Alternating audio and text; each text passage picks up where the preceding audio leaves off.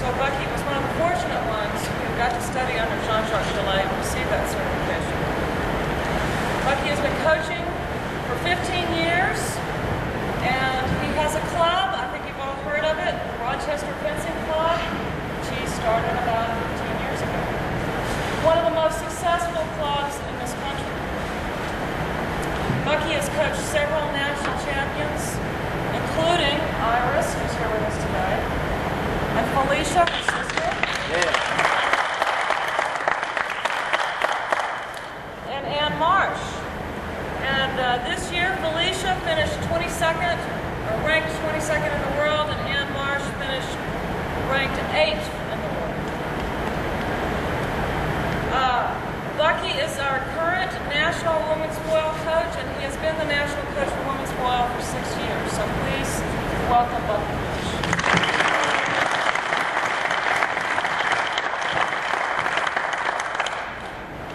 His assistant today is Iris Zimmermann, and Iris is 16 years old.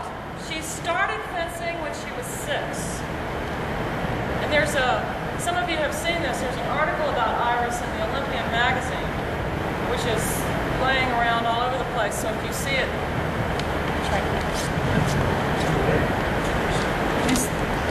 I think there are several of these in the visitor center. It's a very nice article about her.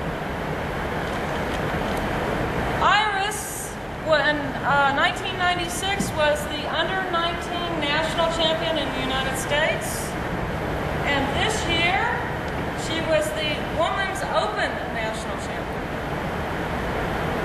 In 1995, she was the Under-17 World Champion. And guess what? She did it again this year. She's been 2-time World Champion. Also this year, she finished 2nd in the Under-20 World Championships, and she won the Under-20 World Cup. She was a member, or she is a member of the U.S. 97 World Team that took 5th place in the team event.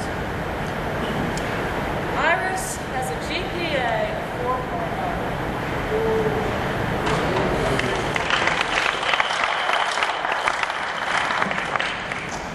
She attends the Rochester School of Arts, where she is an instrumental music major, and she plays flute and piano.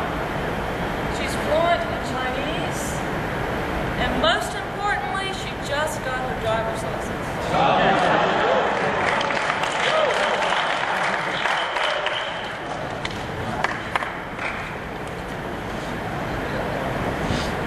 Okay, I'm going to talk about a couple different things today. I know a lot of you are, like a lot of you here for épée, so I'm going to try to talk a little bit about coaching, and then also do a little bit of a lesson with Iris to kind of give you an idea of the type of work that she does and the type of work we do with the rest of the women's national team. I figured it would be interesting to hear maybe the process I took in order to become a coach, or to learn what I learned. I went to the American Fencing Academy. It was a 2-year program, and taught basic structure for giving lessons. Gave us the opportunity to give lessons to fencers with the Cornell University team. It's a little like the Coaches College, because the Coaches College gives you a basic structure also, and then you have an opportunity after that to expand on it a little bit. And that's what I did. After I graduated from the academy, I felt like I needed to expand my knowledge a little. The way I started to do that was to start watching lessons. Start going to national competitions and watch everybody give lessons. I think that would be the best way to learn.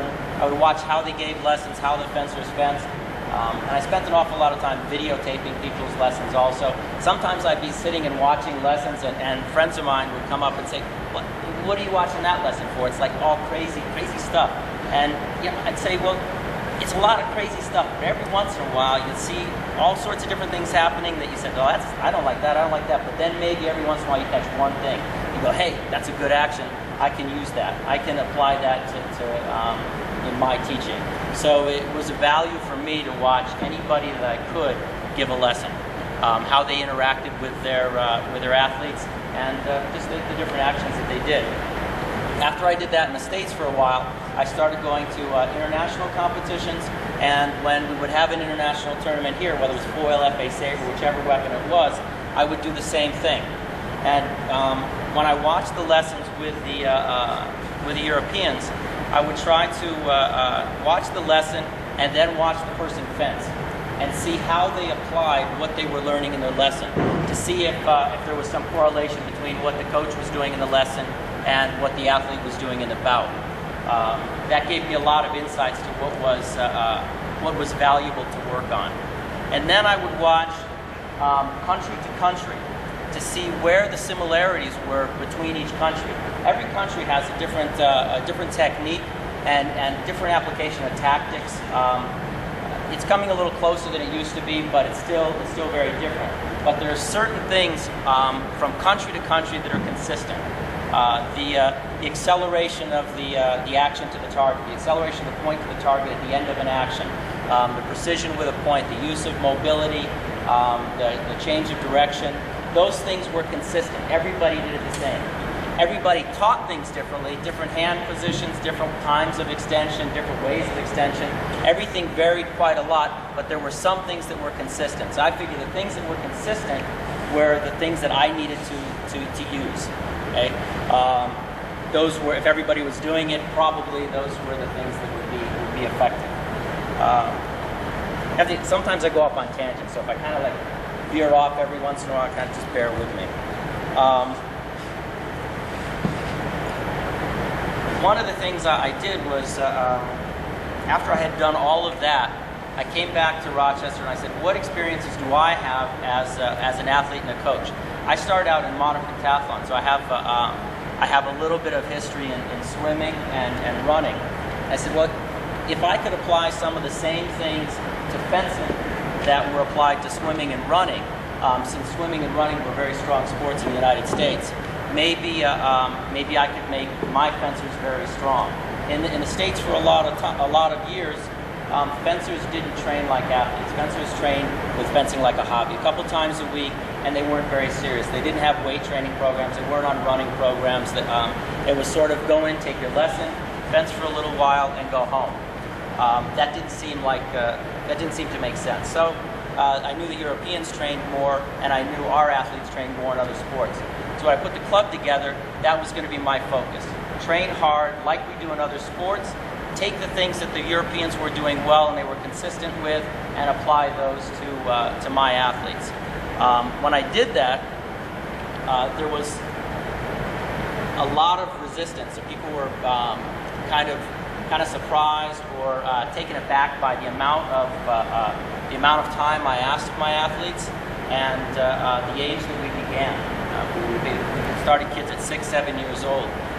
Part of the reason we started them so young was we had to grab those kids before they got interested in soccer or some other sport. If you don't get them early enough, they're doing something else and they can't commit much time to your sport. So we had to get them early. And then I pushed them hard. We trained probably 3 hours a day, five times a week. Now, as a swimmer, that didn't seem like much to me. Because when I swam, we were swimming a couple hours in the morning, a couple hours in the afternoon, and then we would have some dry land workout. And 3 hours, 5 times a week was nothing. So I thought it would be okay. But other fencing coaches said, "Whoa, that's way too much. You can't do that with your athletes." And I found that you could. As everybody said, American fencers aren't committed enough. Well, if you give them some direction and give them the idea that they can succeed, then they will do those things. I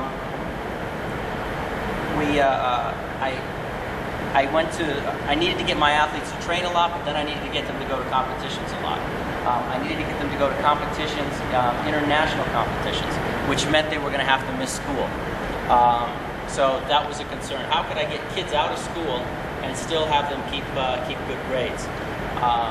School districts often say you can't miss a certain number of days of school. You have to be there this many days.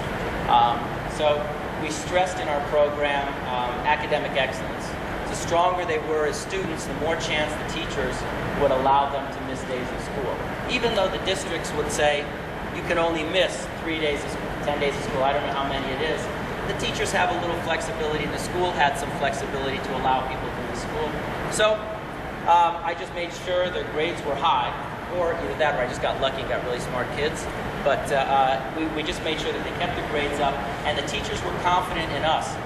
When Felicia's sister began, I went in and talked to all of the teachers. We got all the teachers together, said, I'm interested in Felicia's education. I want her to succeed, but I also want her to succeed as an athlete. And they said, well, that's good. How can we work together?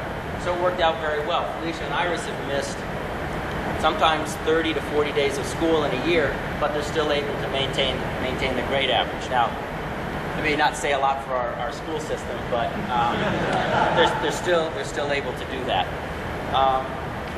And next, I had been reading, because I've been fencing for a while, I read captains' reports and team managers' reports from world championship after world championship, and everyone said, Americans we're not going to be able to succeed because we're not professionals, we don't have enough money, we don't have coaches, we don't have committed athletes, a whole bunch of reasons why we couldn't succeed.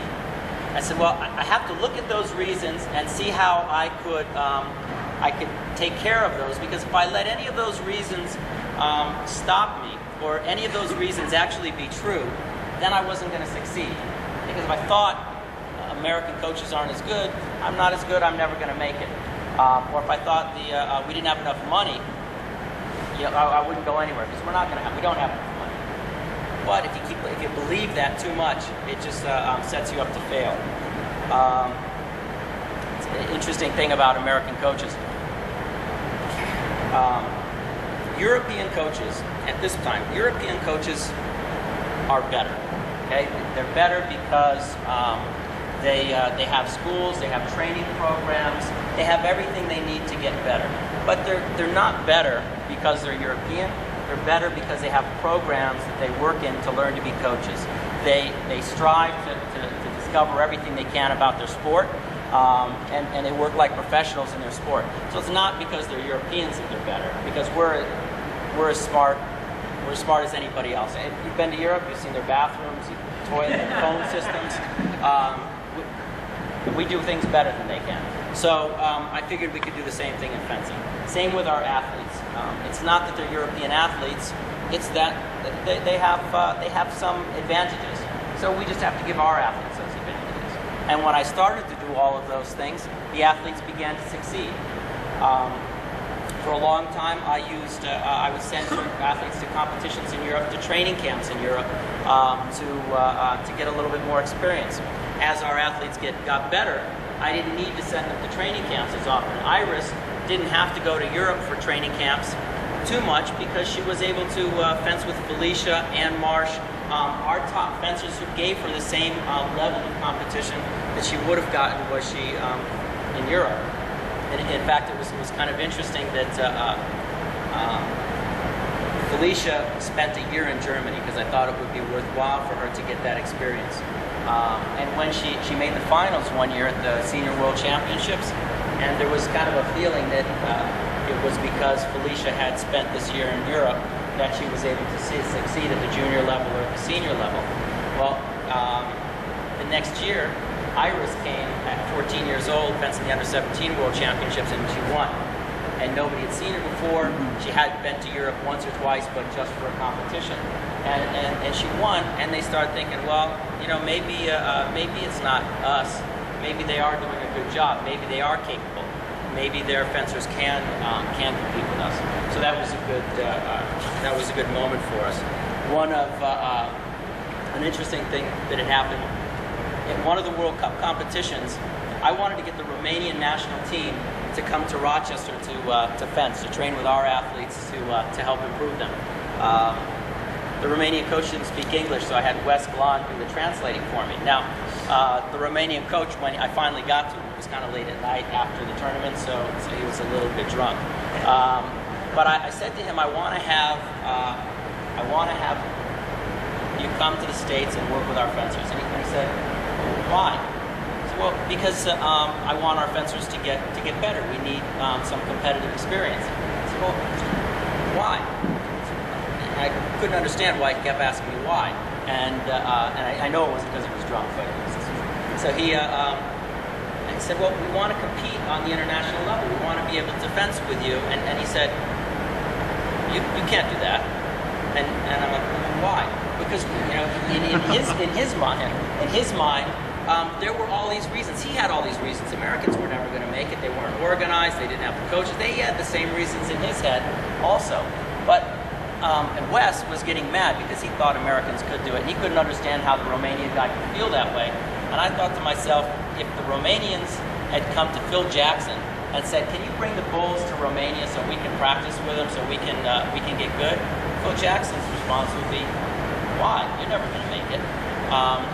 So finally, I told him I'd pay for him to come and give his athletes some money also, and he said, "Okay, he'd come." And after a couple weeks, he stayed for 2 weeks, and he saw that our athletes were taking lessons in the morning and then practicing at night, and the coaches were working hard with them. And he said, "Well, maybe you guys can succeed because you're working." He didn't realize that there were people working that hard, and he didn't realize that American athletes could do that.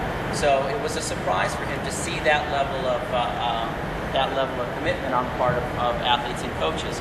And now he's seen some of our results. They still beat the crap out of us every time they fence us. The Romanians, they're just an incredible team, but we're developing more respect internationally. So that was a neat moment for us also.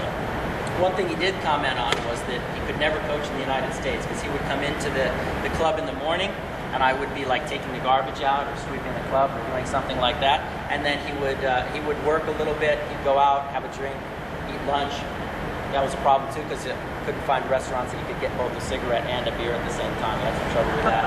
But he came back at night, and after our session with the national team, then I would have to work with the little kids, and at the end we'd have to close up and I'd pick up stuff. And he said, I could never do this. I would never work in the States because he said in Romania, I work 2 hours in the morning or 2 hours at night. I have 6 students, and that's all he needs to do. And that was his whole job. So he was like, American. It's crazy. We have a harder road to accomplish what we want. We have to do all the jobs in the club. It's a difficult process for us to be able to make people champions, but we can do it if we have if you have the drive, you have the desire. It's a realistic possibility. Iris, Felicia, Ann are all examples of that being a possibility. And now with more coaches going out working with kids, more coaches with a better education, then we have that potential. Okay, I'm going to do a lesson with Iris. I'm going to go through a variety of different things that we do. Some of the things may be different than what you do here. Some of them may be similar.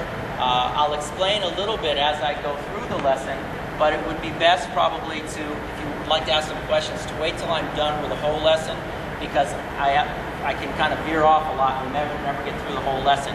After that, you can ask me some questions about the program, about Iris, and then I'll give you a chance and you can ask Iris some questions if any of you are interested in how it feels to be in the program or how it's felt to be fencing on an international level. Iris will be glad to answer those. Okay?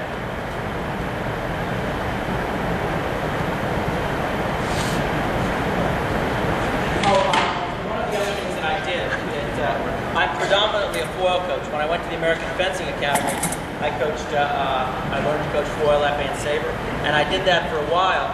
But then I decided that, in order to find out and discover as much as I could about foil, I had to focus on it. I had to make foil my one weapon and learn as much as I could about that. And I focused on women's foil. Women's foil and men's foil are a little bit different. It's changing now. They're getting closer and closer as coaches start to teach women the same way they taught the men. It's getting to be a much more similar game, but there's still some differences. So my focus has still been women's foil.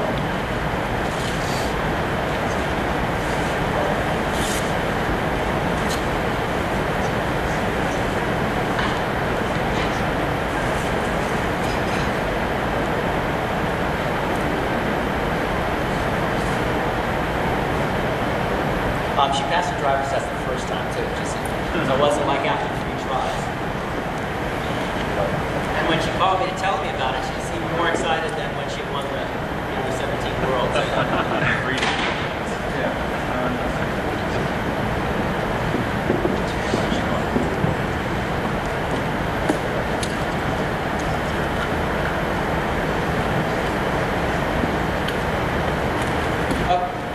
Now, some of the things that I talked about, the acceleration of the point to the target, the sharp actions, the use of the distance, and the mobility are things that you might want to look for.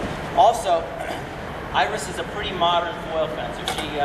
She uses both more traditional actions and also some more modern actions that are used in the game today. So I'll mix in a little bit of both so you can see she's able to really apply either one. She's a little bit better at the more modern stuff though.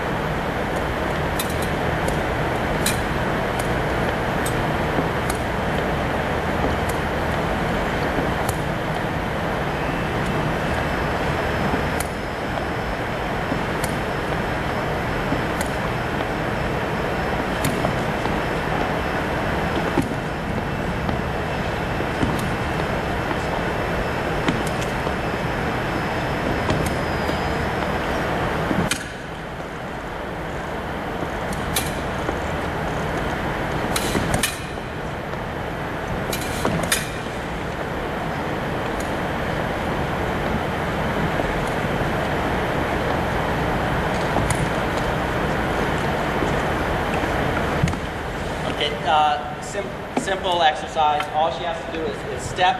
When the distance is close enough for her to hit, she makes the hit. If she's relaxed, her shoulders relaxed, she's watching the action.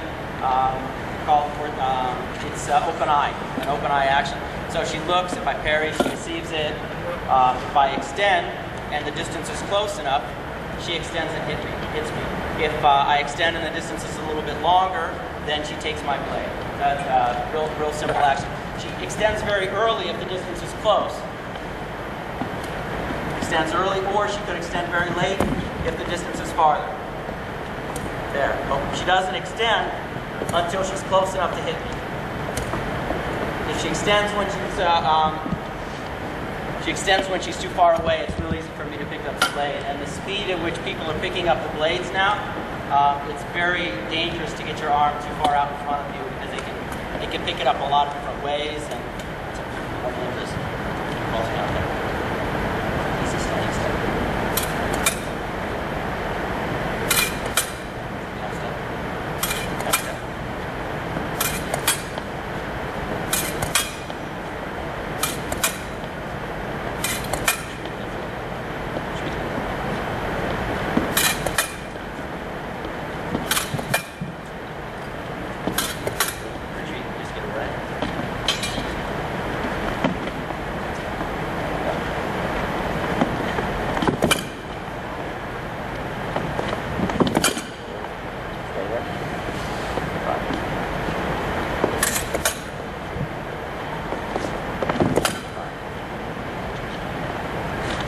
Okay, so simple. She wants to.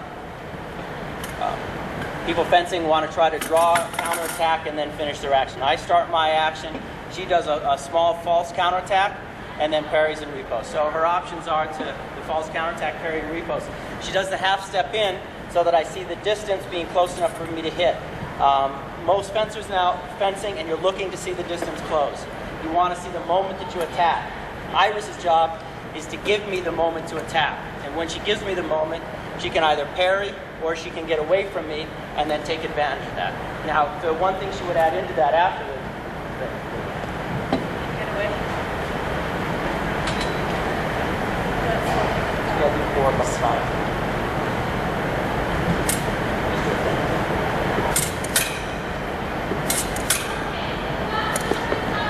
So now she puts in, she knows every time she goes false counterattack, she parries, or she goes false counterattack and gets away and then responds to me. I'm going to go with a more compound action. I'm going to do a feint disengage. I'm going to pull my arm back. She knows now she can go in and she can counterattack and get away because my arm's back. So she she goes in a pattern. She sets something up for her opponent. First time, false counterattack, parry. Next time, maybe false counterattack, run away and respond. And then next time, false counterattack, hit and get away because the person's not prepared to finish. Okay. If her sister were doing this drill, that's the way she would do it. For Iris,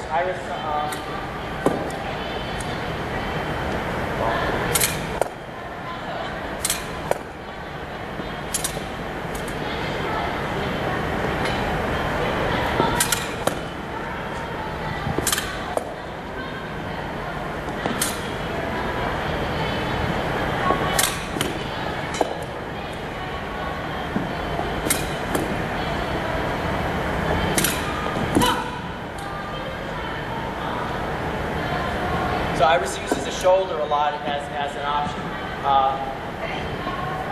Women's fencing, right now, women tend to lunge a little bit deeper, a little longer than the men. Their upper bodies go forward a little bit more. So as a defensive action, the hit to the shoulder is very effective. Now, she's going to mix that with hits to the chest. Not always going to be to the shoulder, sometimes chest, sometimes shoulder.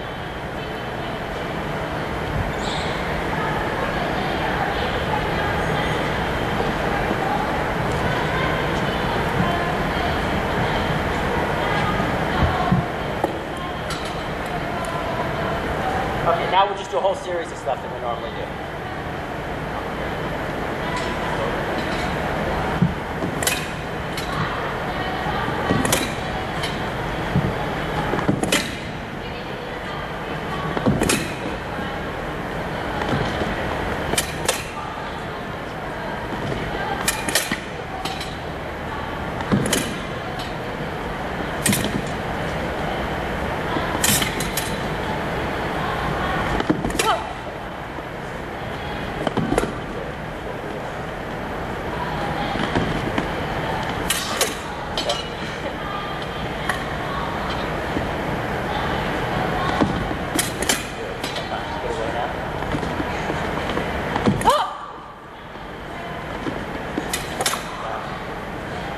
So the same idea, she's starting, everything starts with an open eye action.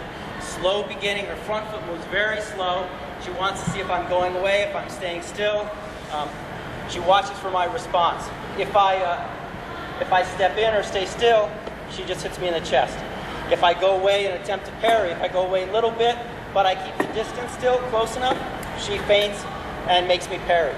If I go away too far, she breaks off the attack, allows me to start, and she may run away from me and then start an attack, and sometimes she'll break it off, and as soon as I start, she'll make a beat attack on my preparation. Am I working harder than you? No, it's a tie.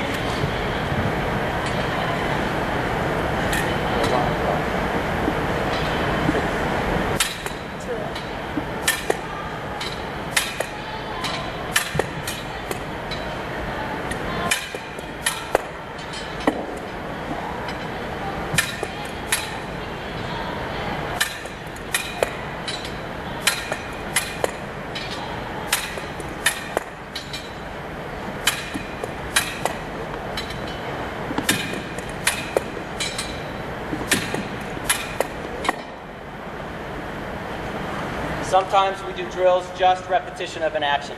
Increase your hand speed, increase your tip speed. It's premeditated.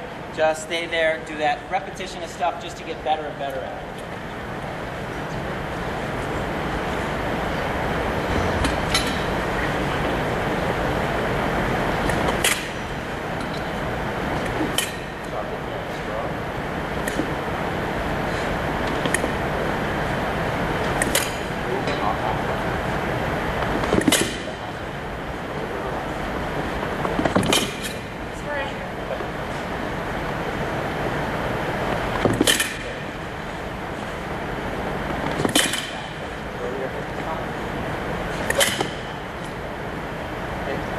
Simple feint disengage and justifying it with a distance.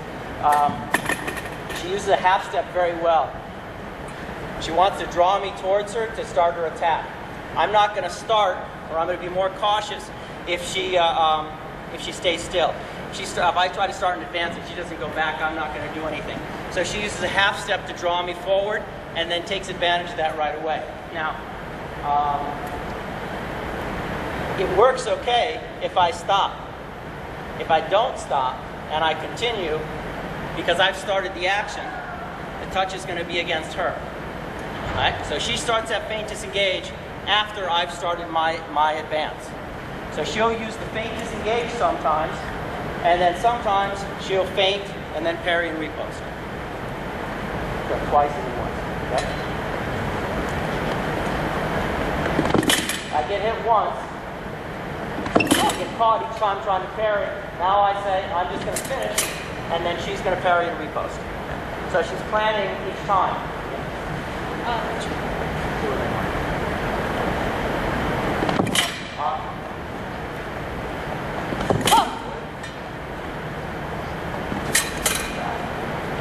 She's doing a feint disengage, so I figure I'll just go straight and hit her while she's trying to go around my blade. She makes the parry and repost.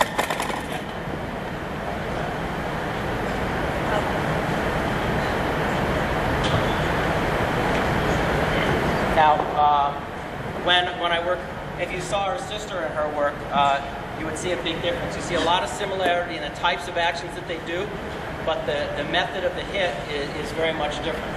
For Iris, rather than doing this feint disengage action like this, which she's pretty capable of doing because whenever we start somebody, we start them with this point actions more often. The actions to the shoulder and stuff come a little bit later.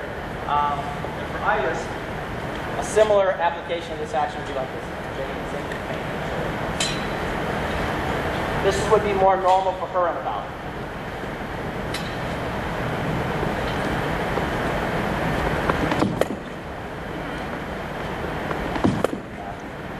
So it's the same action.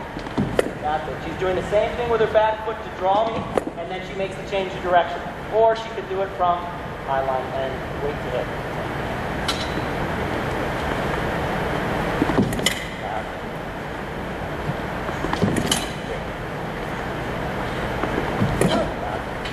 Okay, so for Iris, she would make her actions more that way. Another fencer might make them more with a point. Exact same action, no different in the timing, just a little bit different in the way the hit comes.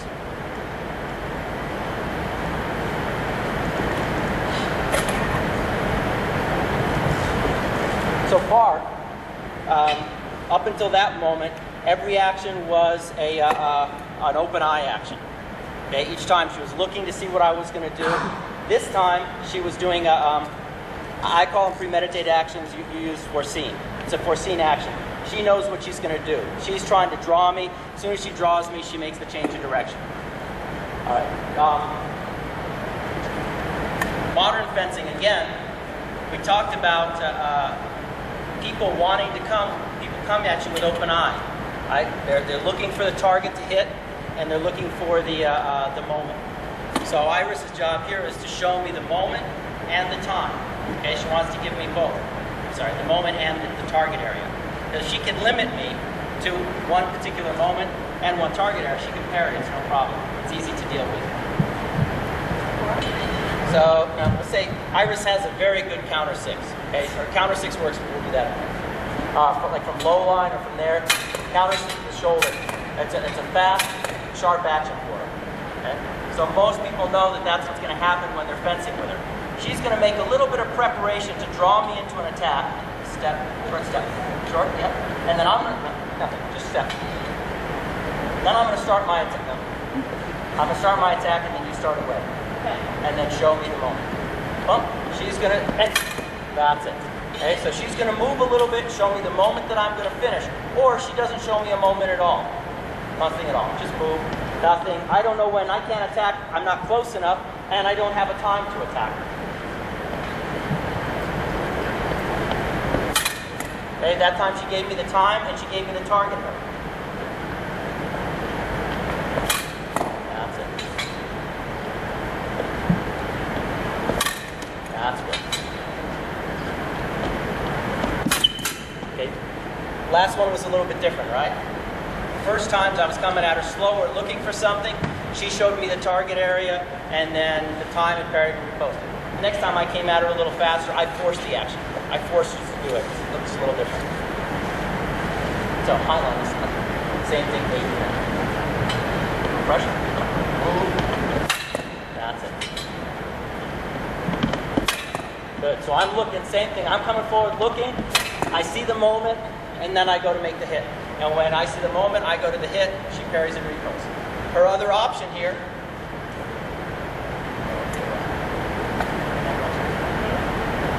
Yeah. Maybe go with a flush my shoulder. Okay. So she lets me start. There. Sorry. I have to go stronger. I start there. She gets away. The moment that she gets away, and then she starts her attack. Do it with advanced action. Huh? Should you make it false? 8 and false action. Go in. Just get away and then go with advanced launch my shoulder. That's it. That time she just made the false action to get me to finish. When I finished, she got away and then responded to me.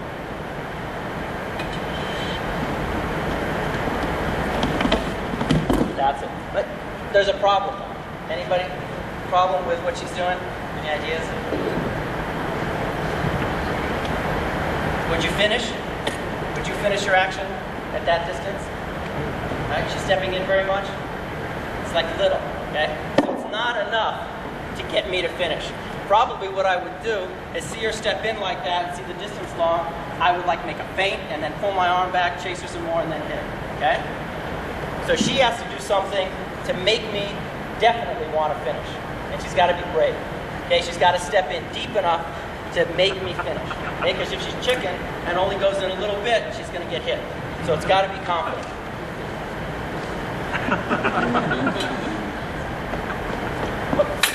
Yeah. But she's got to be brave enough to step in and then get away instead of going to the parry. Because the parry, that's easy.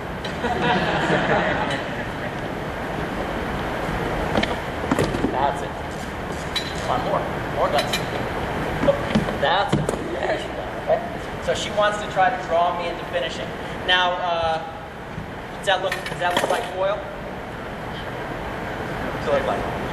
Yeah, it's like saber. Okay. Foil fencing is getting a little bit more like saber. The footwork is getting to be more like saber. Partly because a lot of the hits are coming with flicks, with this type of action. And when you do that type of action, you're only going to one target, one spot. Okay? With a point, you can hit, and then you have a whole lot of area. So you can, like this. I can hit all the way in there. A flick only has this one moment it's going to hit. So it's easier for the person to make a little feint and then get away, because I'm only going for one spot. With a point, the spot I'm going for here, but if it moves back a little, I still have the chance to hit it. So distance becomes very important. And for the person who's using the flick, distance is equally important. It's very easy to step in, very easy to get away. So it may look like kind of an exciting, fun thing to teach, but it takes a lot of concentration on the distance to be able to use it effectively. So you want to make sure your athlete has good control of the distance before they start to use it. Now Iris can mix up her game. When she fenced at the World Championships under 20, one bout she fenced, she chased the person, hit with attacks to the shoulder, almost at like 15 touches, just went into the shoulder, went into the shoulder. Next person she fenced was like, well, I'm not going to let you hit me on the shoulder, so she would try to stand up more often. Iris starts to go to a different target and go with her point, or maybe be a little bit more defensive. Next bout, she's fencing an opponent who chases her all the time and tries to do the flip. Every action, Iris runs away, and then every once in a while, when the girl gets a little more excited, starts to go faster, Iris steps in. Then she runs away like 6-7 times, maybe pretends to parry, and when the girl makes a faster attack, Iris steps in again. So she has a very complete game. It's come from a lot of years of bouting and a lot of years of taking lessons. When you see her fence sometimes at a national event, or you see her take a lesson, you see a lot of actions to the shoulder, a lot of actions to the flick. But there's a whole lot of other stuff that's gone into her program, into her development. She's able to do quite a lot. The one thing that she needs to work on or needs to improve is her mobility. It's pretty good. She's pretty fast. She's pretty mobile. but we came back from the Senior World Championships this year, and we said, well, the juniors really can't get away as much. They can't catch her as easily, and they can't get away. But the senior athletes who've had a lot more experience can get away and can catch her very often also. Catch her doing this, okay? So we need to increase her mobility. So when we go home for about a month, that's what we're going to work on. Just controlling the distance, speeding up her change of direction, those types of actions.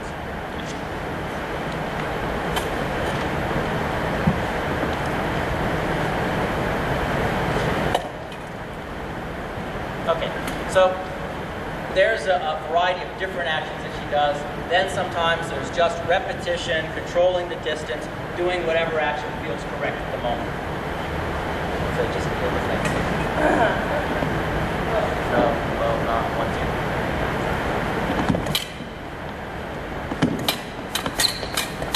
2. Good, that's it.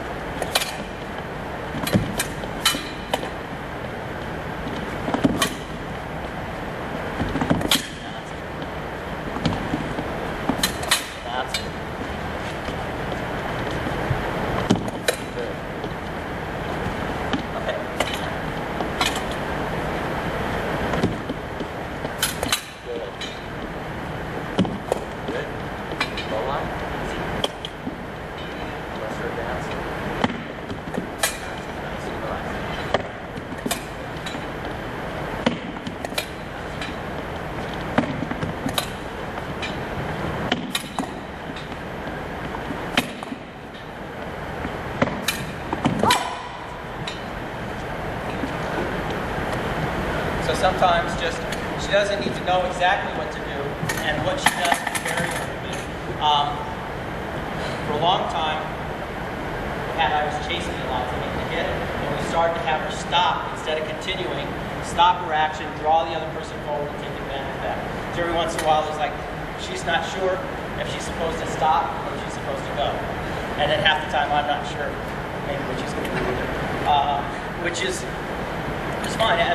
As you grow as a coach, and as each of you start, as all of you start to coach more and more, your athletes will give you a lot of answers to questions that you might have. When I started coaching with Felicia, I would say, okay, do this action, and then I would have an idea in my head and stick my point out and want her to do something. Well, she wouldn't do what I wanted her to do, but she'd do something even better, and I'd be like, oh, that's pretty good. I'm going to use that instead of my idea. So you learn all the time from your own athlete. A good way to coach too is if you watch your athlete fence, and then you find out like what they do, and they do something really weird. Then like next lesson, teach them that thing. That way when they do it again, go, yep, we worked on that. So you can always feel pretty good. So you're always like happy with what you're doing.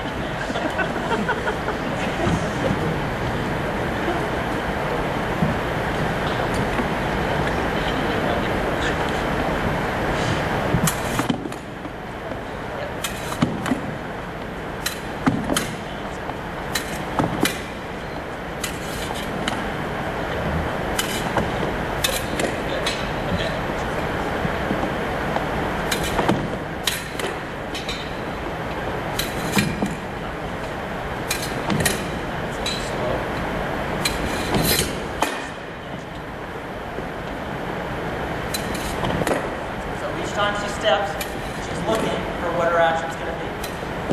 That's it.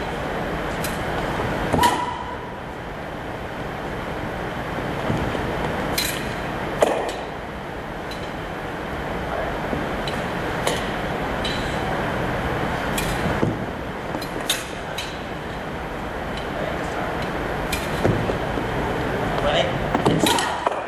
So she takes over the action. That last action, I got away from her, I chase her, she gets away, and she responds. I watch people fencing all the time now, and they get away all the time, but they never respond after that. You have to take advantage of that moment after you get away.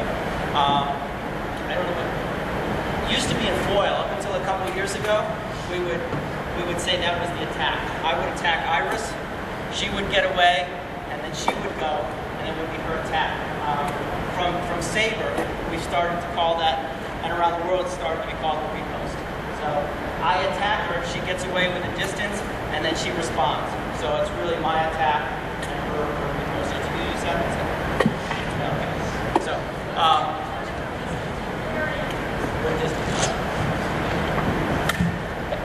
So, you know, nobody really takes advantage of that moment after you get away. You kind of relax and go, whoa, I got away. Cool. And then you start defense again. You can push me, just run away once, and push me, and then away from there. Now fake escape. Okay, half step back. Push me first. So she pushes me, I get away. Do it again. Pushes, I get away. I feel comfortable. She starts to move away. Pushes. No. Yeah. I step back. Stop. She pushes, allows me to there, and then she makes the change of direction. Push again. Push. Now she's making me feel comfortable. She does it again. She makes me feel comfortable coming forward. That's it. Okay? She makes a change of direction. Now, remember the half step we did earlier when I was stepping and she did the half step back and went? This is the same thing. She used a half step and then catches me. Now, this could happen.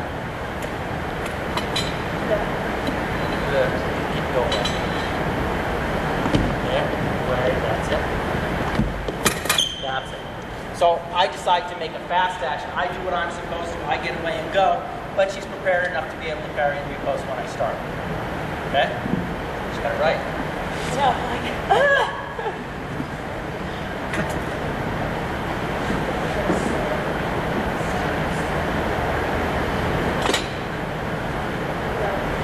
Okay. Point line. So like this is a whole lot of stuff. Okay? Is it too much? It's okay? That's it. Great. All right.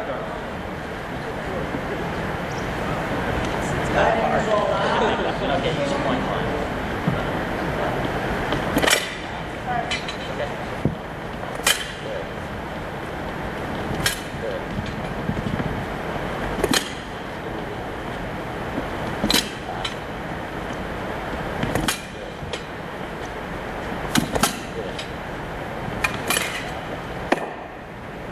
Up with that forward. That.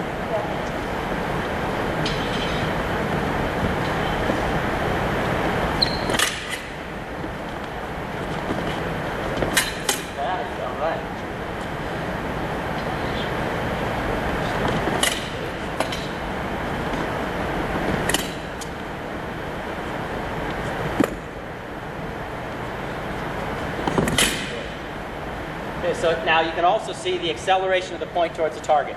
So she can use her point going forward pretty quickly, and she can use the action to the shoulder. She uses the point to keep me away. I want to chase her. She puts her point in line. If I come after her, she just deceives it. If I stop, she takes advantage of that moment and starts her action.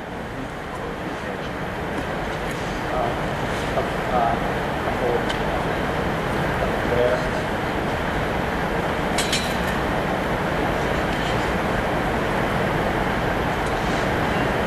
We'll do the same thing, close to the same thing again. And her step off of that, slow, so you can see what she needs to do. I might attack. She has to be really fair, support, offensive action.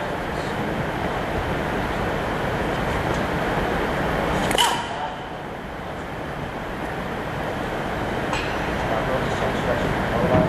This is good deflection.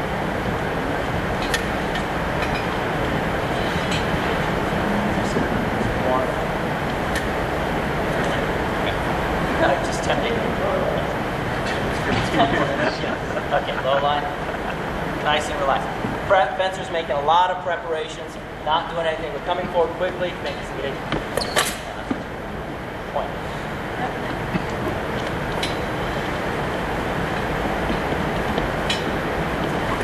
it. Move it back a little bit more now and then change. Move. That's it. 4 up. Very good. no pressure? No, I'm going to carry 4.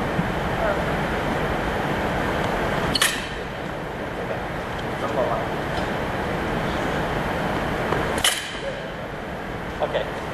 So just simple action. I'm coming forward, not doing anything. She wants to make a feint disengage. It's a premeditated action, a foreseen action. You know you're going to do it. The person's coming forward. You know what parry they're going to do. You're not feinting to see the parry. You know which one's going to happen. Okay. Well, let's talk about parries and riposts a little bit, and then we'll finish.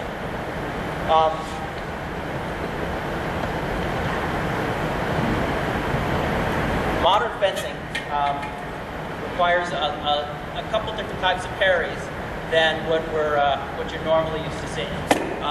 Your parries, some small, or about this size. In modern fencing, again, with this action with a flip and the distance coming so fast, it forces you a lot of times to make a parry a little bit wider. And one of the other things that modern fencing does is force you to make a parry out in front of you. You need to be able to make the parry out in front because most opponents don't give you the blade anymore. If I'm fencing with Iris, and I kind of leisurely give her my blade,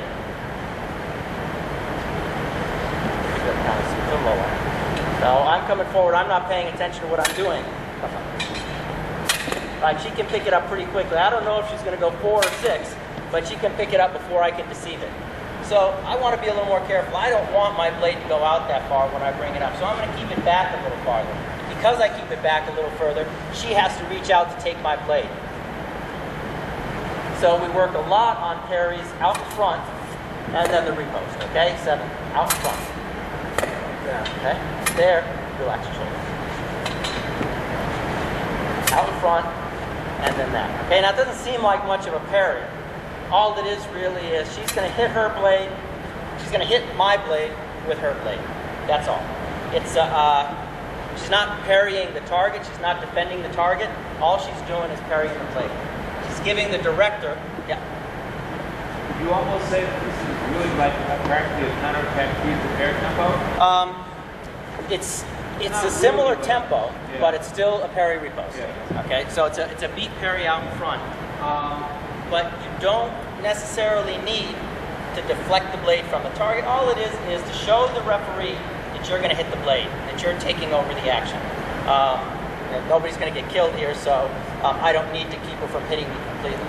Now, one of the other things she does is after she makes this parry, she either makes a riposte out in front if I'm coming forward quickly, or she's going to make the riposte by pulling back a little bit because I'm looking for the blade.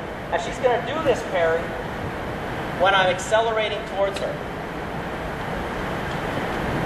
So, simple. She makes a step in to draw my attack. Short step. Now, yeah, go ahead. Short step to draw my attack. Now, my attack is a very typical one. It's feint, pull my arm back, and then go. Okay? So, slowly, she goes, as soon as she steps, I start there, and I'm there. Now what she's going to do is do a parry way out in front of her so she can pick up my blade that's coming way back here. 7 in front. So in. That's it. So I'm accelerating and she's able to pick it up. I can't stop myself because I've made the feint, I've started my step, she started to move back. There, okay? And she picks it up and I run into it. Okay? I can't, nothing I can do. Now, if I try to defend myself, she's going to do this. She's going to do the same thing, but without the blade this time, or with a blade. That's it. So I tried to get her blade, but it came out of the way, and then she hit me on the back. There. Okay. So she picks it up out in front. Now, what is this going to allow her to do the next action? You could answer if you have an idea. What's the next action? What's the choices for her in the next action? Just stop to do a counterattack. Because what am I going to do? I'm going to pull my arm back even more. I'm like, damn, I had my arm back here, and she still hit my blade. I'm going to pull it back here this time. And as soon as I pull it back there, then she's going to hit me with a counterattack. There's two options when I start to get away. Okay, so she hits and gets away. Little step in, short, quick step in to draw my attack. She hits and gets away. Or her other option which is probably a little bit more simple for her. It's kind of hard to hit and get away against somebody. Step, just lunge. So she starts. I don't do anything. That's it. She just comes straight into me, and she catches me. Okay? So one time she does the parry. That's it. I'm like, okay, gotta get my arm back further because she picked it up. And as I'm pulling it back, she makes the action, she hits. The only problem with that, if I hit her, it's my touch. So you gotta go in close enough and strong enough to make sure that the other person doesn't hit. So she's gonna mix the actions that way. But that parry out in front is important. 7, 8, 6, 4, it doesn't make any difference which one you use, but you have to be able to use it in front. And once you go for it in front, if it's deceived, you have a lot of room to come back and make another parry. If you always wait till the end, the person changes lines. And now, you notice that at the beginning of her lesson, what did she do when she advanced? She extended her arm. First step, she extended. She stepped, and then she hit me. So now for the person who's going to parry very late, it's pretty challenging for him because she's stepping and she hasn't extended yet. She's just waiting for me to parry, and when I do, then she's going to disengage and hit me.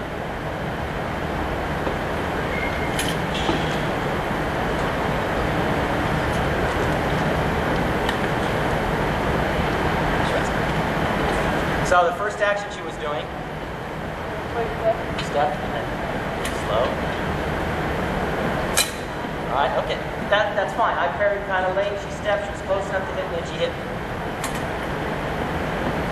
All right, so she's looking. She could even go with advanced lunge and not extend until right at the end. All right, right at the end, or keep your foot up. That's it, right at the end when that parry's gonna come. So I need to do something to make her finish.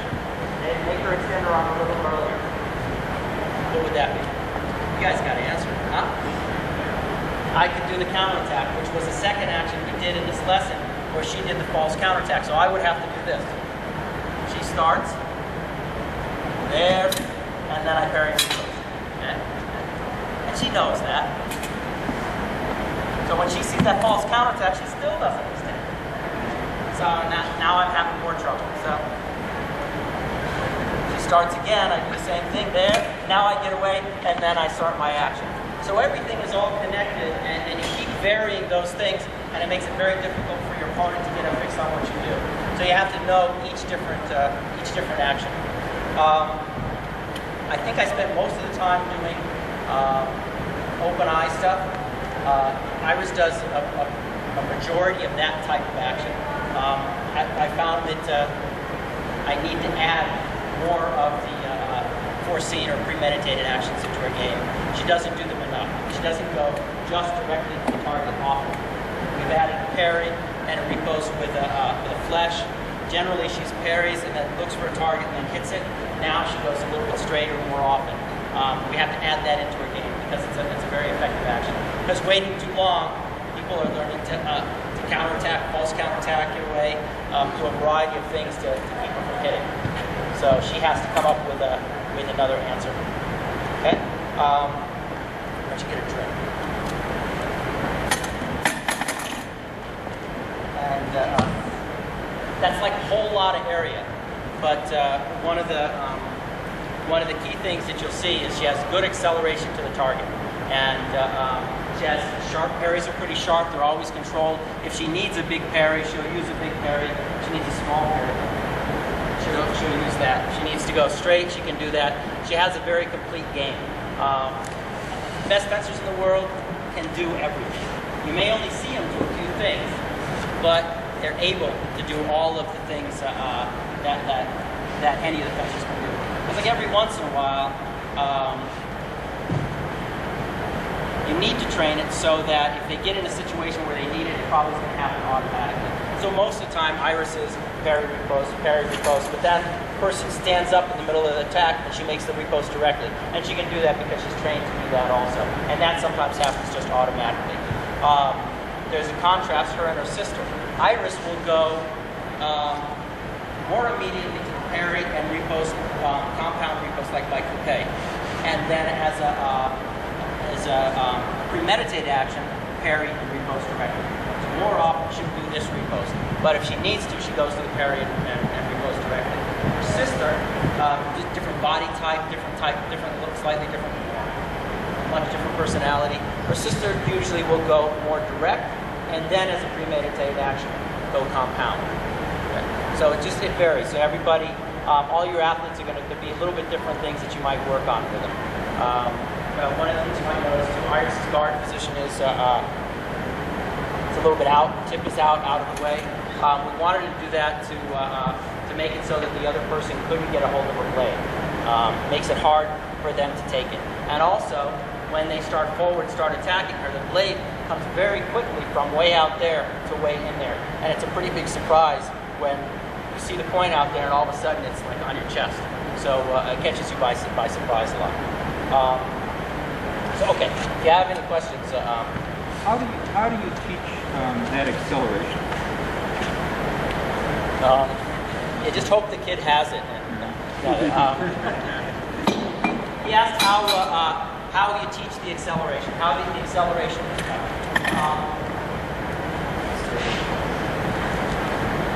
First of all, you just got to have the idea that you want to teach it. Okay, more than anything else is that you say this is important to have the acceleration of the target. We start with the kids. She'll be on guard, her hand is pretty relaxed, and we're starting at a pretty close distance. Now she needs to get her point onto my target as quickly as she can. As soon as I release the blade, there's no time in her mind between when her point is here and when her point is here. Okay? That's zero time. So there. So from that moment, there's nothing. Okay? Quick, just the tip. That's all that moves. Now the distance is longer, same thing. The moment that my blade leaves there, she has to be hitting the target. And everything is directed right towards the target. If you're in a fairly relaxed position to start from, it's very easy to do that. Saber fencers do it better than anybody else because they don't have, it's easier to teach it to them because they don't have something that they're hitting. Saber fencers are hitting here, so it's easy to go fast because there's nothing that's going to be in front of them and then they're going to hit. It just goes up in this direction. Foil fence, a little bit tougher. You have to really push into the target. So your tip moves fast, your hand, you squeeze with your fingers and you go to the target. But it's more a state of like a state of mind than anything that you're going to do. I have them hold the parry. I have two parries for. I have her hold the parry and then think about the repost after. So parry, repost. So there's no moment between when she releases the blade and when she hits me. Okay? It's not parry, come off the blade a little. No. Well, it could be that. It's not parry, come off the blade a little, and then go to the target. It's parry and directly to the target. Now for Iris, or for most fencers, there's two things. She either goes parry directly to the target, or she'll parry, come away from the target, and then go directly to the target. Okay? So one, she's either going directly to it, or she decides to go somewhere else. So she can parry repost with an advance, directly to the target, or there. So it's her choice. Either she's going to go slow, or she's going to go fast. But she has to have the ability to go fast before she starts to go slow. Okay? Good speed, good direction of the target. If it's a repost by disengage, same thing. Parry, right to the target. That's it. Directly into the target. There's no hesitation. It doesn't go around slow and then go there. Okay? It's very quick. Unless she goes and wants to do it. But even when she wants to do it, the last part of it is very fast. So it's a lot of it is training. A lot of it is her foot position also. So there's a couple different ways. She'll hit, she'll step, and the acceleration is strong with the hand, with the arm, and the back leg. So everything here is slow and then strong. Watch. Change that. Slow, and the back leg should be sharp, light. Okay? So everything's sharp at that point.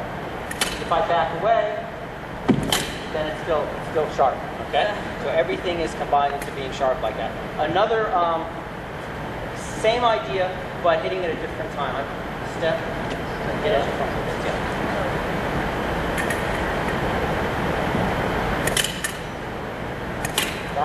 little bit different. The acceleration is coming just a little bit earlier before her front foot hits the ground or as her front foot hits the ground. Okay?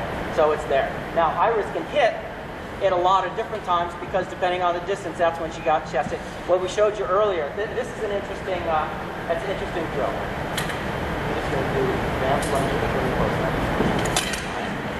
She's going to hit when she's close enough to hit me. She's not going to bother with a hit until that moment.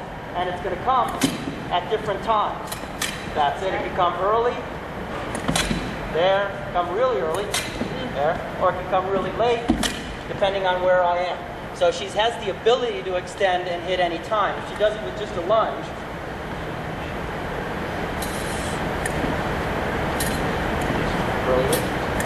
that's an early, very, very early sharp hit, or in the middle, all at once, or at the end. Right. So any of those are possibilities. One isn't any better than the other. The one that we do first, obviously, is the one where the arm goes out first. But she's able to do all three. So if she needs to in a pout, she can do that. Okay. Does that help? It's mostly the acceleration to the target is mostly deciding you want to do it. What helps also is, sometimes you're at a competition, and you have a coach that you like, that you see has that sort of acceleration of the target. Go over there, take your student over, and you give a lesson like right on the strip next to him. Okay?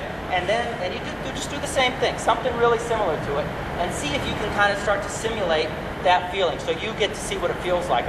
When I first started going to Europe, I would give lessons with my fencers next to really fast European fencers, and I started to get the feeling of that speed, the speed of the hit, the speed of the movement, everything. And I would come home, because I really only had one real strong fencer at that point, and we would work, and I'd say, wow, we're really fast. And after like a couple months, I felt like I was still going really fast. I'd go back to Europe, and I'd get on guard next to them, and I'd be giving a lesson, and be like, geez, either they got faster, or I slowed down.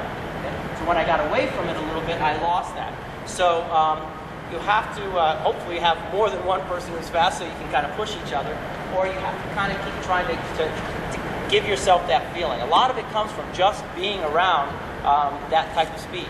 You'll get it, and your fencer will get it because they feel it and they see it.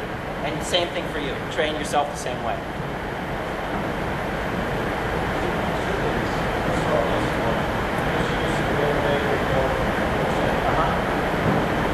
I hate those big rubber things that you get caught on the card, and then sometimes you pull the weapon out of my hand, and it's got a thing on the end of it, but it tries to break all the pardon me?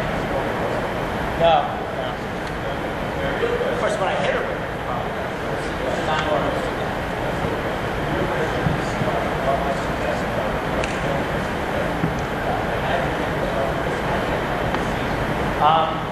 But he's asking about how to defend against the flick, against that action. There's a variety of things to do. I thought originally that maybe you could step in and keep him getting hit, but I fenced with him a couple times, and after having taught and worked with him so long, I think I know that he would step in, but I kept trying. I thought it would work, but just stepping in doesn't work. You have to have a plan. Remember we said about the flick? What's one of the most important things? It stops. It's in one spot. Okay? So distance is your solution to that. Okay? Mostly false in, a little action in, and then get away and then respond. It's very difficult to close the distance, especially if you're fencing somebody who's taller or has a good flick, because you got. If the distance closes on me as I'm doing this flick, I just extend it, and instead of hitting her on the shoulder, as the distance closes, I hit her back here. Okay, so closing the distance doesn't work as well. Opening the distance does it. But if you open the distance too much, they keep going. So you have to be very precise with it. Give them the moment, get away, and then go. You can parry it also. When we said about false counterattack, parry was if somebody's flicking to your chest, the left-handed person coming this way, false in, and then strong parry. But your parry has to be very strong and bigger than what you would normally use. Iris's parry, just a 4 for right now. Iris's parry 4, normal, is here. But if I'm left-handed, this is kind of small parry. If I'm left-handed and attacker, she's going to go false counterattack, and then her parry is going to be strong and make sure that I don't hit. Not like that, but right around there. And it's going to be like a wall that goes across. So there's here and a wall right across. So it's a bigger parry than you would normally use, and then she's going to make the repost. Same to the shoulder. If I make the feint here, she gives me the target. Now she knows I'm going to shoulder. She can parry and she can repost. All right. So she has to make a pretty substantial parry. But you know, if somebody's this close to you and you're worried about, oh, if I make a big parry, I'm not going to be able to make another parry in case they deceive it. If somebody's this close and about to hit you and they deceive your first parry, it doesn't matter how big or small it is. They're going to hit you because you're just that close. So you don't worry about it. So you can use a combination of the two. The false counterattack and the parry and repost. False counterattack, get away, go. Or you can often enough run away, and then half step back. So I'm starting my attack, and each time Iris is running away and using false parries, right? So that I start to try to make a more and more compound action, and then she attacks into me. Or she uses a half step back in flesh, or half step back in advance. Let's keep the distance very close. So she's running away, and if she has to do it 30 times, it doesn't matter. She just keeps doing it over and over until maybe I accelerate. She does a half step back, draws me, and then steps in. But she has to convince me that I need to finish at that end of the strip. Okay? She runs away, and I say to myself, okay, I got to chase her till she gets to the end of the strip, and then I'm going to hit her. And then once I'm assured that I'm going to hit her down there, she does a half step back and steps in. Okay? Yeah, you said before about that Chad, you taught her to have a really high guard. Yeah. Even for people to take her blade. Is that something that you just trained for her own individual? Do you see that as a big I did it with Iris just because I wanted to try it. It seemed like something. I watched the Italians were doing it, and oh, I'm sorry. Why does she have the guard position where she does, and do all of my students have the guard position there? They don't all have as high a guard position or their hand a little bit pronated. It was like I watched I was young, I watched Italians and said, hey, that looked pretty cool to me. Maybe I would start to do it. And then as I started to use it, I saw some of the advantages to it and the reasons for it. Now I don't teach that position as often because I don't like so much the way we go to the parry. I teach it a little bit more this way, but with a point in the same spot. Okay, so the point is still out because I don't want the person to get the blade, but the hand is not pronated as much. I guess I wonder, because she's so strong with that herself individually, and stuff like that, maybe some of your other friends are just it may not. No, it may be strong enough. Felicia, her sister, stays in this position down a little bit lower. It's a more traditional kind of classic way of teaching. I started Felicia earlier when I was just coming out of my program, and I taught in a more like a slightly more traditional way. But Iris does this. Iris and Felicia do the same things with different techniques. Iris makes her preparations like this to try to draw you into finishing, or try to draw you into attacking her preparation. And as soon as you think you can attack the preparation, she hits you, and she does. Felicia, on the other hand, draws you more down. She's down here. She's drawing it a little smoother this way, and she goes to the point more often. But it's kind of the same idea. They both want to see if they can get you to counterattack at the wrong time, and then they're going to finish and hit you. So both of them use that same type of action. They both use the false counterattack parry repost very often. Iris just makes the repost a little bit differently. And the repost with a flick gives you a lot of flexibility on the repost. You can go all the way to the back, you can go to the shoulder, but it takes a lot of training to be able to do it. Yep. Frequency, length, how much value? The frequency varies on the time of year and what our goals is. The frequency and the length of the lessons. I tend to give fairly long lessons very often. But then I find sometimes that we have a little problem with overuse, injuries, and that sort of stuff. And then I have to back off and do shorter lessons. I found that usually I can go anywhere from a half an hour to an hour, hour and a half if I'm really mad. Probably a couple hours. I should stop when I get mad and say this just isn't working, but I kind of have a tendency to... You kind of walk away for a while? Yeah, maybe that's why I walk away for a while. But I just want to try to get the action right, so I'm a little pig-headed when it comes to that. I don't break away from that action and come back. I'm just like, if it's the last thing you do, you're going to get this action correct. But I would say they go 30 minutes to an hour and 4 to 5 times a week. In the competitive season, maybe we cut down to 3 times a week, depending on the number of tournaments that we have. Iris, Felicia compete an average of twice a week. We'll have, twice a month.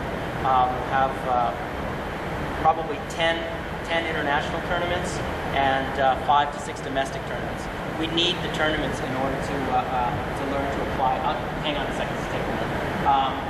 We need the tournaments for them to learn to compete and to apply the techniques and the stuff that we teach them. Also, the format of competitions these days is 1 round of pools and then direct elimination or elimination with repechage. International tournaments are 1 round of pools and then a DE. So there's very little fencing at that level.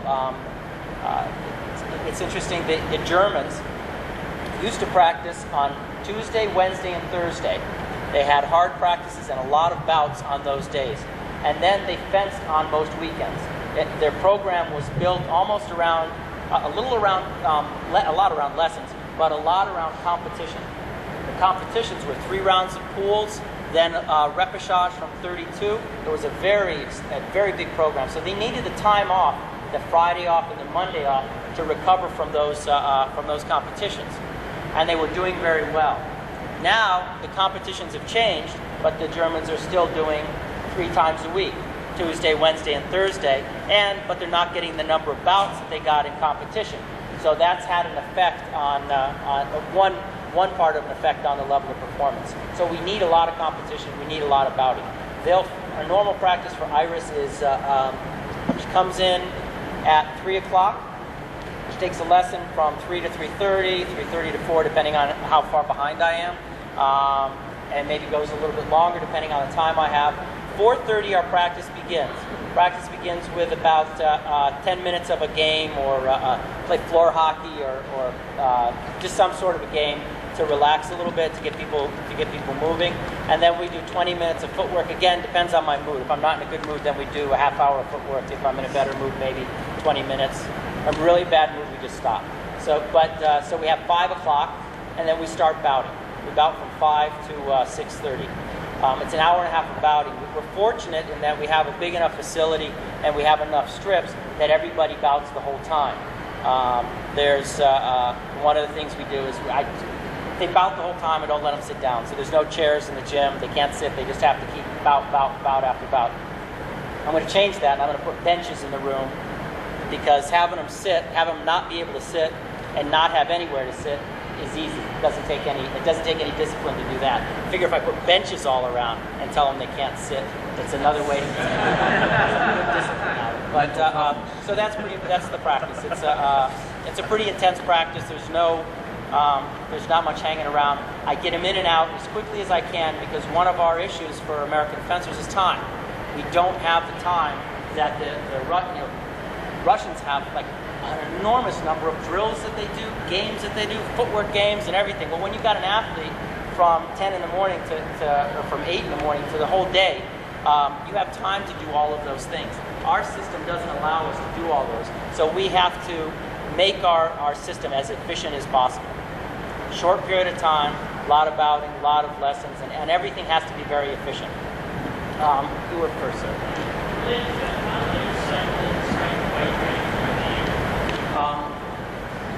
In the preseason, it varies. So there's a lot of variables. A lot of them are age, length of time, fencing. We do the off season is the strength training, and then we'll also do plyometrics. In conjunction with that, we'll do normally, if our system is working well, but it's very hard in fencing because the season is so long There's the junior season, the senior season. They mesh together. So periodization is a hard thing to do in our sport. But we'll start out with a weight training program. When they're strong enough, then we'll add the plyometric program, or we'll slowly work into the plyometrics. Plyometrics are good, but very difficult to avoid having a problem. Okay, avoid shin splints, knee problems. So you have to be really careful with it. You have to start slowly, and you have to give. I think you've done some plyometric stuff here. You have to give the right amount of break. Otherwise, you really just screw yourself up, and your athlete can't do anything for the next 2 weeks. You have a real strong plyometric program for 2 weeks, and then after that, they can't do anything. So that's happened to me a couple of times. So we're a little bit more careful about that. But the weight training program, and the training program is a general fitness program. It's not that specific defensive. We want the athletes to help a little bit with the left-right kind of imbalance. It's always going to be there. There's no way you're going to have a top-level athlete in the sport have the same strength on both sides. So we do a little bit of a general fitness program to deal with that, and then we do very fencing-specific activities to increase the strength for fencing actions. Because strength is specific. It's you can be very strong doing this, but or you can be very strong running, and you're not going to be very strong with your footwork. If you're a long-distance runner, it may not transfer to your footwork. It's very specific type stuff. So everything we do for fencing, we try to make it very specific. Also, because remember we talked about time. You only have your athletes for a short period of time, so you want to do that way.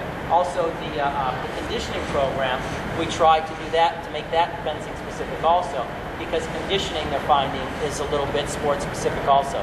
Like you run for a bus, you go out and run, and you're pretty tired. But I was to do a lesson here for quite a long time without getting tired. Her recovery rate might be, a runner's recovery rate might be better, but they're going to get tired doing this. So it's we do conditioning with footwork. And that way we accomplish two things. We don't have to send them somewhere else. They don't have to go run in the morning. It's all condensed into this little program. Who's first? Good question. You said you had everyone routing like from maybe 5 to 6:30? 5 to 6:30. How many is everybody? It varies. Some days we'll have we're between 8 to 15 athletes bouting. If there are only 8, then they may bout around twice. Depends on whether you're doing 5-touch bouts or 15-touch bouts. So that will vary. So you're saying you have like 5 strips? We actually have like 13 strips, but 7 for 4. So everybody's going. So in an hour and a half, we're going to get. You should get at least. Iris gets like 15. Could get 15 bouts. Her sister fences at an incredibly boring, slow pace. May only get 3 bouts sometimes, so depending on what they are. So it varies a little bit. Yep. I know, Iris, you must be very busy with school and home life and trying to pack fencing and competing and training in, but do you train and compete only, or is there some time when you work with the under-10s? Do you do any kind of instructional activity at all? Yes, we coaching the little kids because I think it's important to, as you get better, to go back and work with the little kids because I used to be little, and We're never little. Well, I was never little, but when I started off and I wasn't very good, I had Felicia fence me, or Mary Joy. I don't know if you remember her. She used to give me lessons. She was my first coach. So I think it's really important for them to work with the more experienced athletes and just interact with them more so they get to know you and they're not uncomfortable around you, so they're able to ask you questions and just be more personal and friendly. It's worked well with the club. We've always had the older ones working with the younger ones. And the older ones have a pretty good time. Time commitment is difficult sometimes, so it's hard for them to do it, but it's nice. They seem to feel a pretty good responsibility to the club and seem very willing to do that. Yep.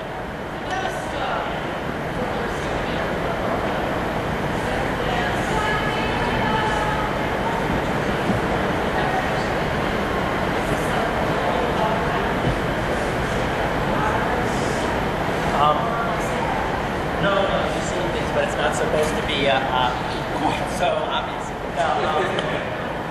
hear the question. She asked if the footwork patterns are consistent with all the athletes, or if it's something for Iris. Like she may do a 2 steps back, next time half step back and change direction.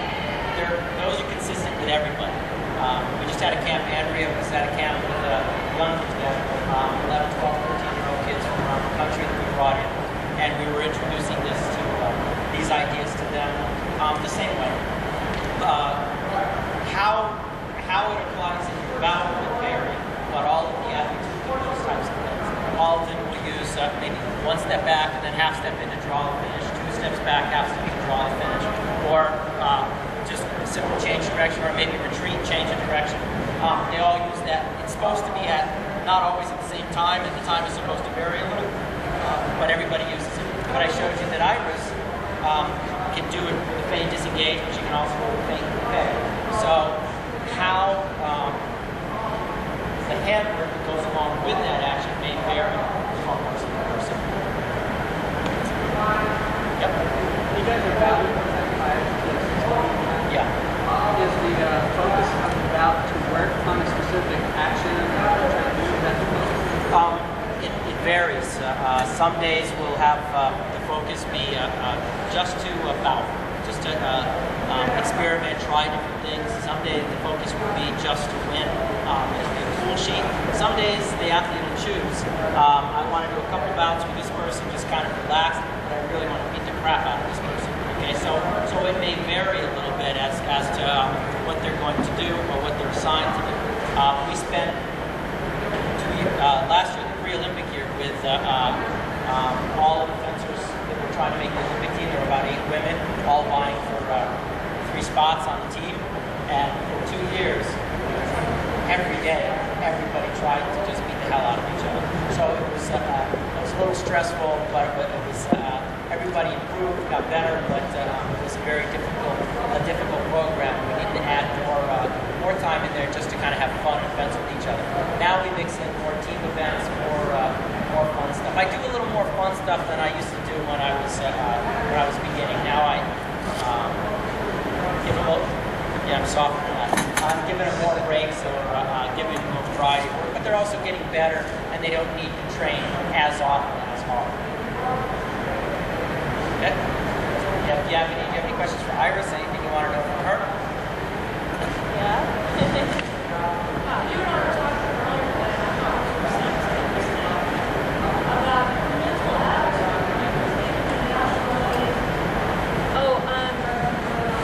I think Bucky talked about it too. When I went to the Junior Worlds this year, there were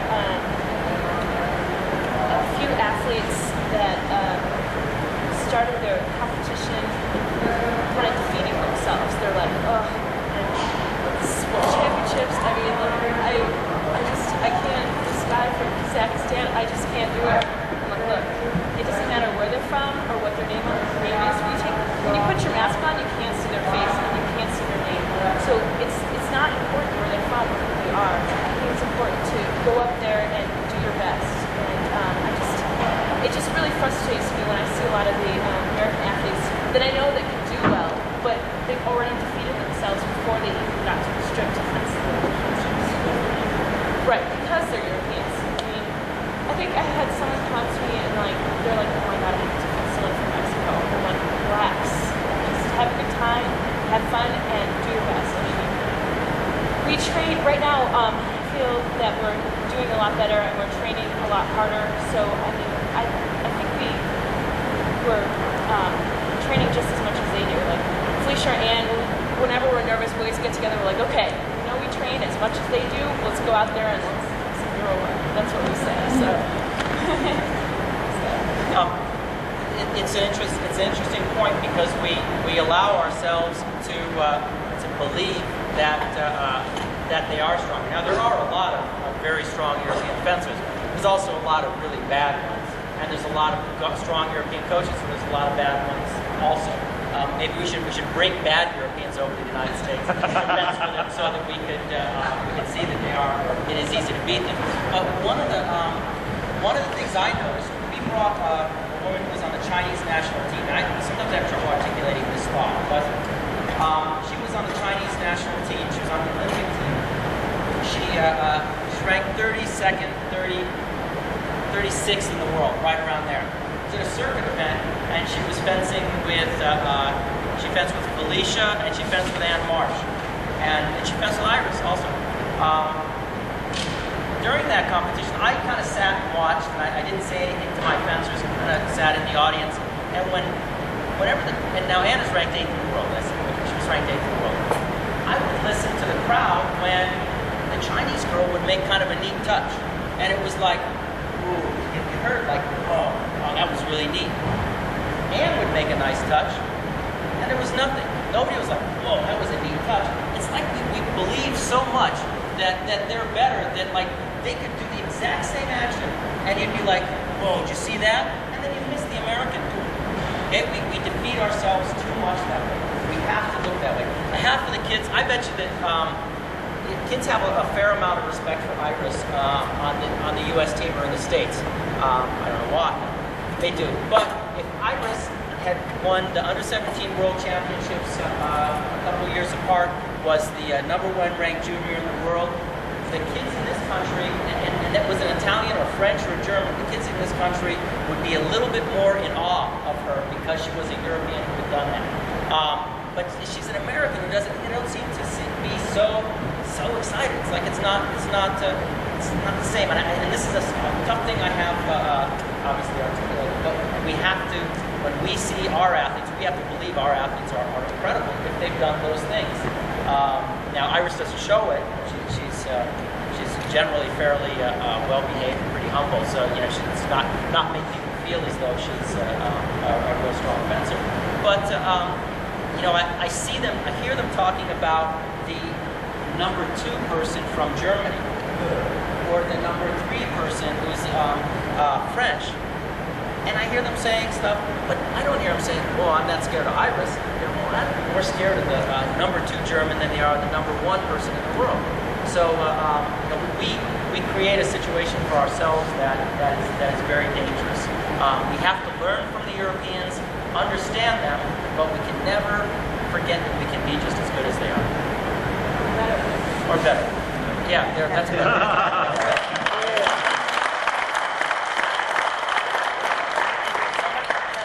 Someone else? You said that you won when you were 14. At what age do you push the kids versus let them be kids? Or what age do you start to push yourself? I've always, since the first day I started, I've always wanted to beat everyone that I fenced. But I think it depends on each athlete. I guess probably significant. He probably saw me do better at an earlier age, so then he started pushing me at an earlier age. Started to change my program, and for other athletes, they might do better later on, and then that's when they should push. So it's hard to say. Like now you should push at 12 exactly. It's not. It's different.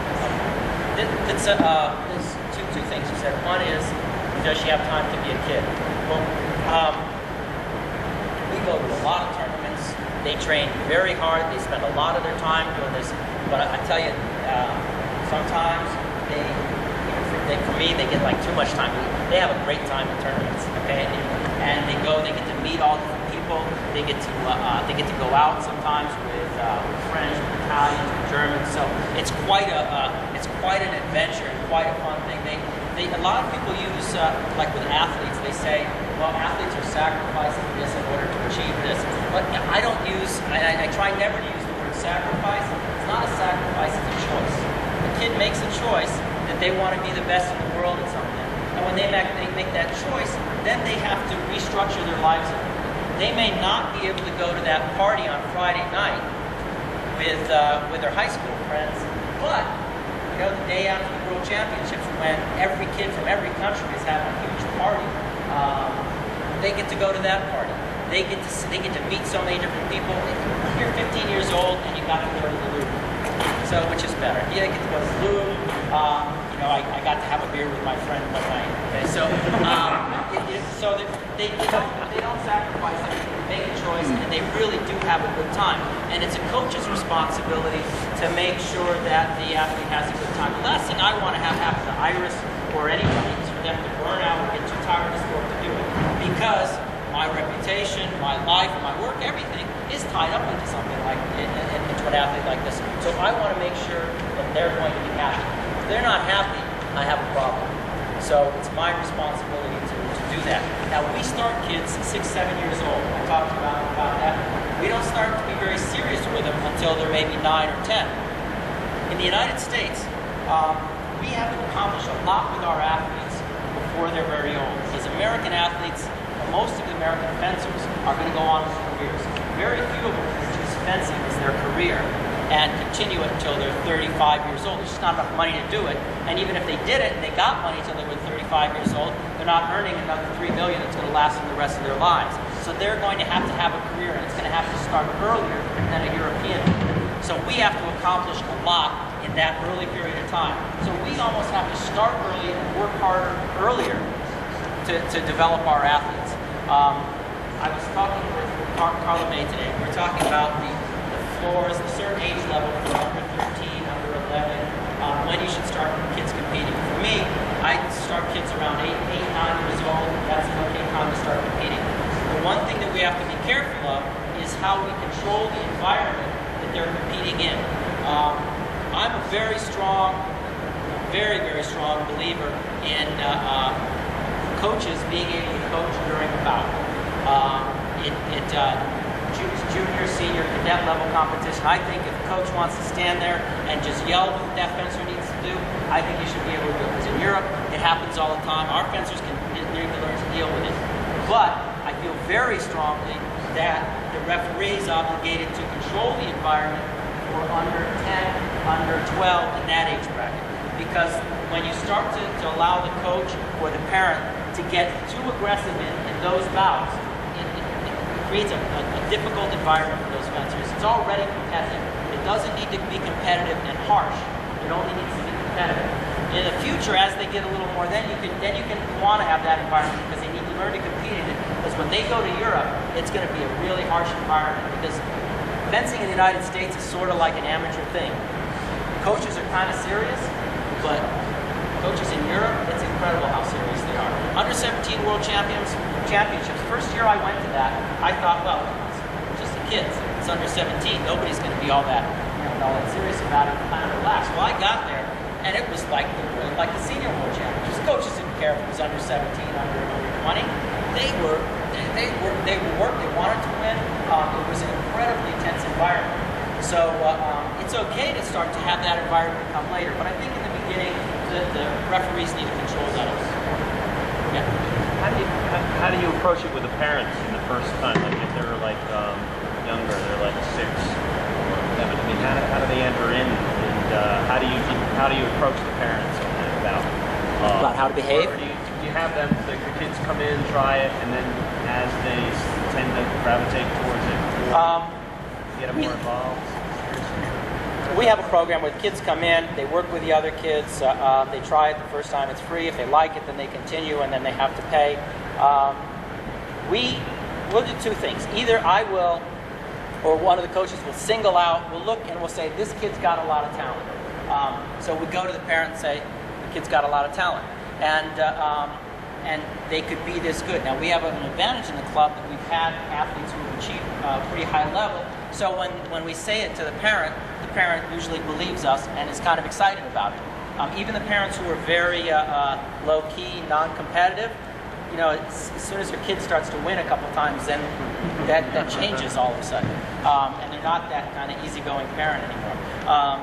But we'll pick them out if they have potential. The other thing is if they have a desire.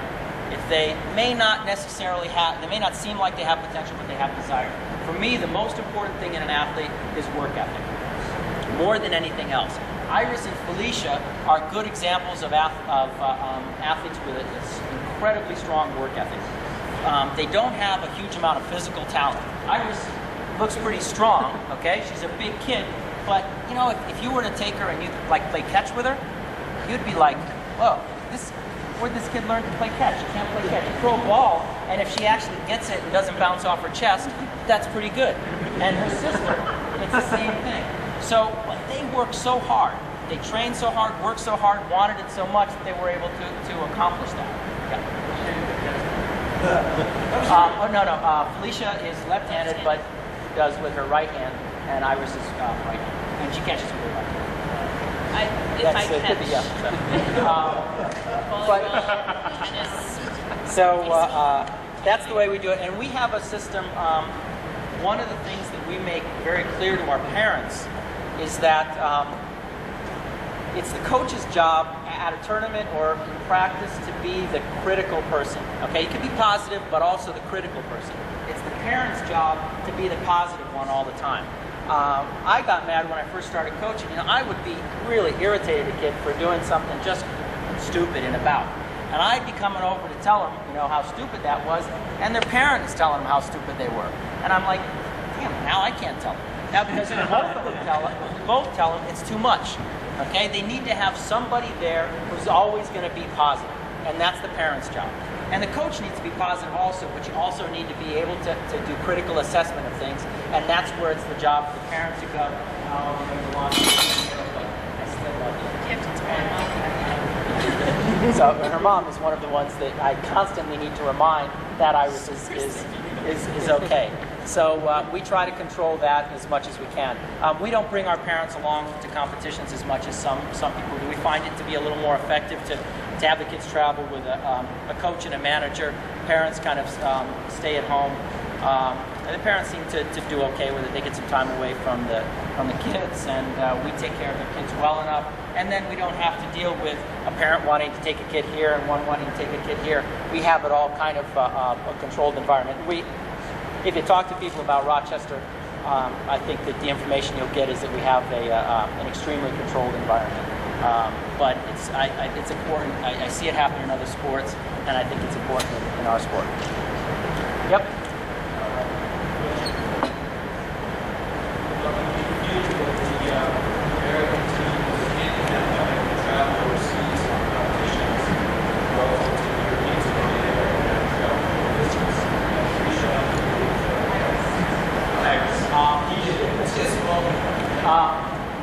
It is a problem. It's a problem for us in two ways. One, jet lag. But it's the same as, remember when I said the athlete or the team captain said we didn't have the money, we didn't have the coaches? Well, we got to fly. We got no choice. So we have to say, okay, we're going to fly, but it doesn't matter. Okay, we still need to perform regardless of that flying. We have to put together a program that's going to make that work, find out when it's best to arrive for the tournament. I think I maybe need to start experimenting with melatonin, stuff like that, to see if that's an effective solution. But really, you have to deal with that. The thing that hurts more than anything else is that the European fencer who fences on Saturday and Sunday drives to the competition on Friday, goes home on Sunday night. Now they can practice on Thursday, drive on Friday, come home Sunday night, practice on Monday or Tuesday. They've lost only 4 days of practice. And they've had 2 competitive days. For us, we have to leave on Wednesday. We probably don't practice on Wednesday because the plane leaves too early. We don't practice Wednesday, Thursday, Friday.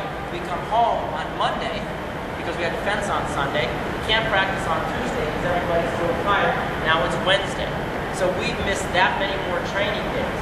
And that's a problem.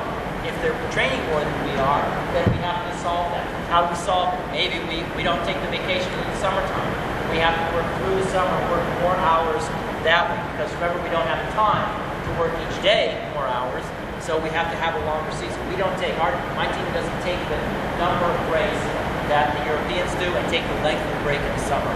We tend to work right through that.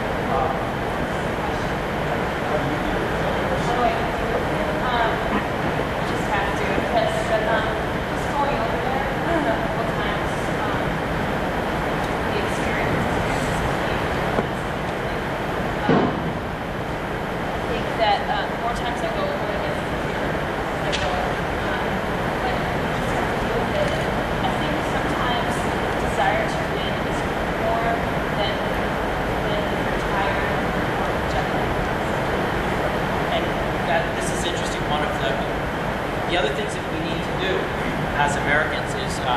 we need to control every part of our training that's within our control. When I first started going, I went to some tournaments, and we went to the big tournament in Budapest. We would arrive one day, we'd have a few days before we fenced, and the kids would say, geez, can we go walk around the city? Okay, yeah, go walk around the city. And then they're like, would it be okay if we went, like dancing? We'll be back by midnight, and we just want to go out and dance a little bit. And then, okay, and I'm being nice. And then, who knows if they have a drink or not. We just have an 8-hour, we have a long flight, a little bit dehydrated because of that. Maybe have a drink, so more dehydrated. The next day, we're practicing. Well, geez, my legs really hurt, my knees hurt, and practice is not as good as it could be. So what you've done is, by wanting to do some of those other things, you've hurt your potential for performance by not having as good a practice before the competition. You haven't controlled everything that's within your control. We don't have as many good opponents as they have. Remember, we said maybe we don't have as many coaches, maybe we don't have as much money. We're going to add things to that. We're going to add going out more, drinking more, whatever it is. We're going to throw those things on top of all those other disadvantages we have, and then we're going to try to compete against them. For them, it's not a big deal. They're just driving there, and also they're already the best. You're already the best. Do you know who Gregory Kirienko is? He's like one of the #1 saber fencers in the world. Gregory Kirienko could probably drink a bottle of vodka the night before he fences, and the next day win the world championships. He's the best guy in the world, but he did an awful lot of training, an awful lot of preparation to get him to be the best person in the world.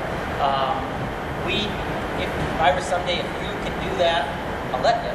But until then, we're going to try to control everything so that everything is perfect, so that if we screw up in a competition, it's because either she made a mistake or I didn't give her the right advice. Somewhere, it's going to be or the opponent was just a lot better. But it's not because they were tired because of the flight, or tired because they stayed up too late because of any of that stuff. Yep. A couple years ago, you guys get together all. And it's impossible. When I was in Ithaca at Cornell University, Andy was there, and it's almost impossible for me to have like a serious conversation. So go ahead. Absolutely no one here understands that concept. It's true. I try to be respectful, but okay, fine. A couple years ago, you were able to get together the top women in the country and train for a couple years. Some people that had great experience with that it's obviously an unusual situation in this country to happen. In this country, also, we have obviously coaches all over the world who are out coaching in somewhat different ways. Do you guys always have to be a strength for us here, or is it looking at our role? To have coaches from obviously, various people learning in various ways, but eventually get together and try to get a national team in various weapons. I thought about it a lot. We had a lot of the best fencers together for a period of time. One of the problems that I found after a couple of years of doing that was that people would have had two options. One is to say, Bucky's got all the best fencers in Rochester. I'm going to work my ass off and beat the crap out of him. Okay? The other is to say, Bucky's got all the best women's foil fencers in Rochester. Let him do it. I'm not going to bother working at it. Well, it seemed as though the one where they didn't work as hard at it, and that's affected us a little bit. So I'm thinking that it would be better to have a few pockets of very strong fencing with the opportunity for the athletes to get together and train with each other often meaning at each circuit event, a few times at camps during the year, international competitions, that type of thing. Because I think the environment might be a little bit too intense with all of the best ones there all at the same time. And also it kind of stifled a little bit of the development of women's foil fencing to an extent. So I think it's better off the way it is now with a few different pockets.